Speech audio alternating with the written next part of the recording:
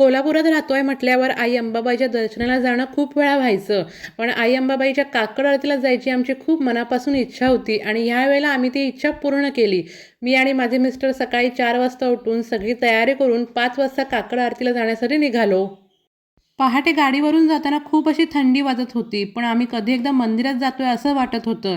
कारण आम्हाला लवकरात लवकर मंदिरात पोचायचं होतं. मंदिरामध्ये एकदा गर्दी झाली ना, की आरतीला तुम्हाला बाहेर उभे राहावे लागते. आत मंदिरामध्ये तुम्ही उभे राहू शकत नाही.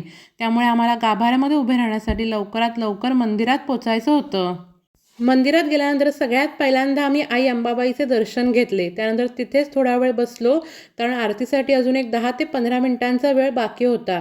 आई अंबाबाईची पूजा करत होते. मंदिराच्या गाभाऱ्यामध्ये बसून आई अंबाबाईची पूजा बघणे हे खरंच खूप भारी आहे हां.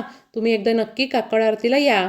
आई अंबाबाईची पूजा झाल्यानंतर सकाळी बरोबर 5:45ला काकड आरतीला सुरुवात झाली.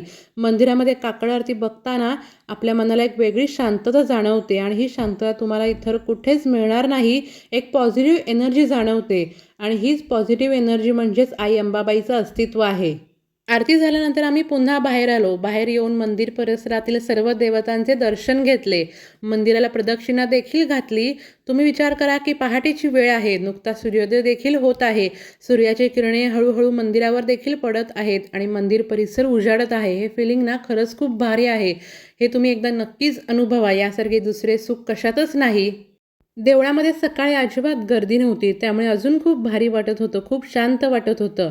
देवळाच्या एका पायरीवरती बसून मी ती शांतता, ती ऊर्जा अनुभवत होते.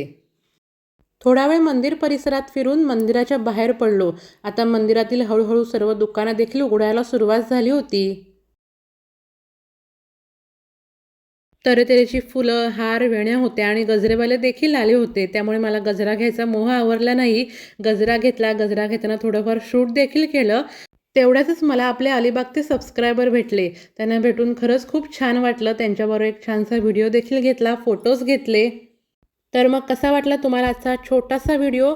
आई अंबाबाईची काकड आरती मला नक्की कमेंट करून सांगा. आणि तुम्ही कधी कोल्हापूरला आलात ना, तर आई अंबाबाईच्या काकड आरतीला एकदा नक्की जाऊन या.